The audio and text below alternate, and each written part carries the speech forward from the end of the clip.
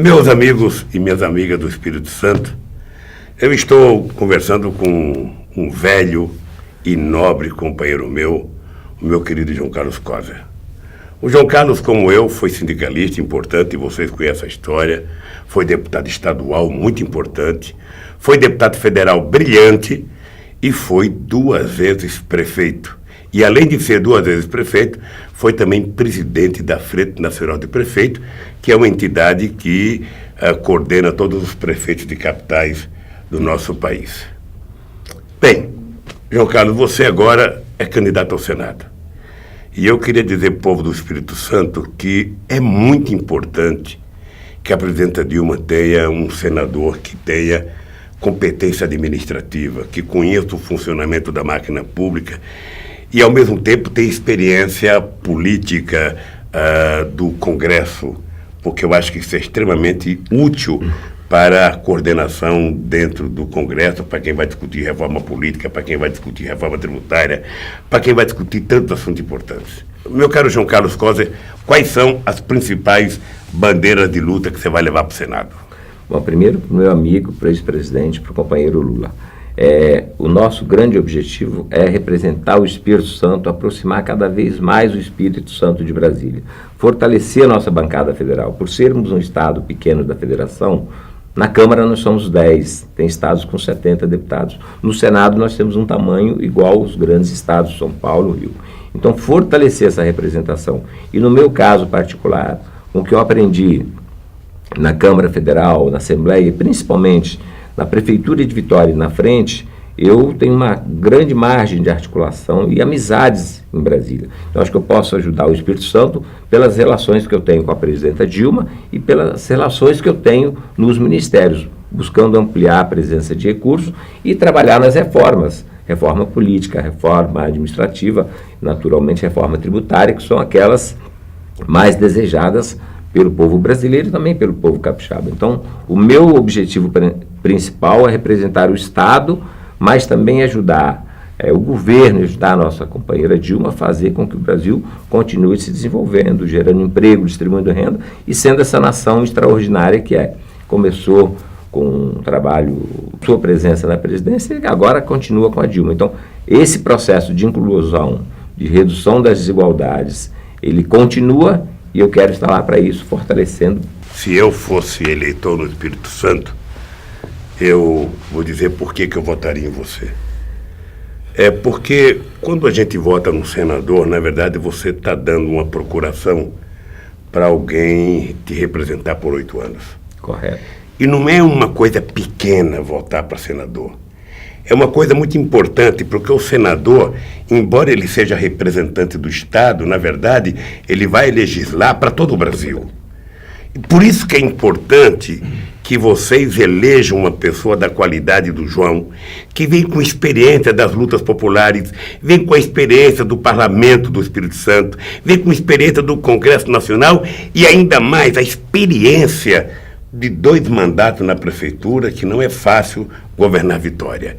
E você fez isso de forma brilhante, e eu acho que essa experiência o povo do Espírito Santo precisa mandar para o Senado, para que ele tenha certeza que durante 24 horas por dia ele terá um senador batalhando, brigando e lutando para levar as coisas para o Espírito Santo.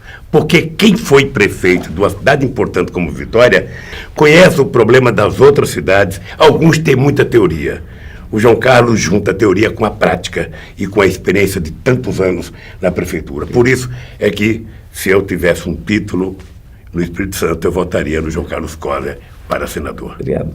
Só mais uma pergunta. Essa relação, assim, com os ministros, com a presidenta da República, a capacidade de articulação, você que foi presidente da República, ajuda um senador, já chega lá trabalhando, no meu caso? Ora, você acha que isso é importante? Eu penso, João, que você chegando no Senado, com o acúmulo de experiência que você adquiriu por todas as áreas que você passou, com projetos que você já tinha desde prefeito, com a experiência acumulada presidindo a Frente Nacional de Prefeitos, ou seja, você tem noção das necessidades da cidade.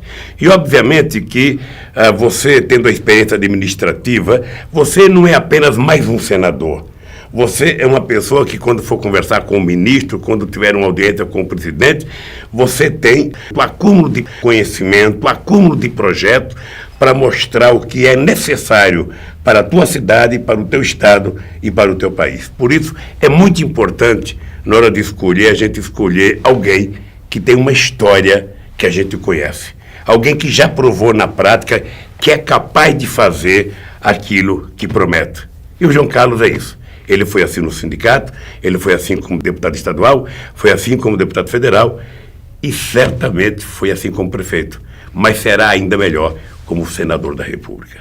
Eu acho, João Carlos, que uma coisa que você tem que mostrar ao povo do Espírito Santo é o teu lado humano, é o teu lado social.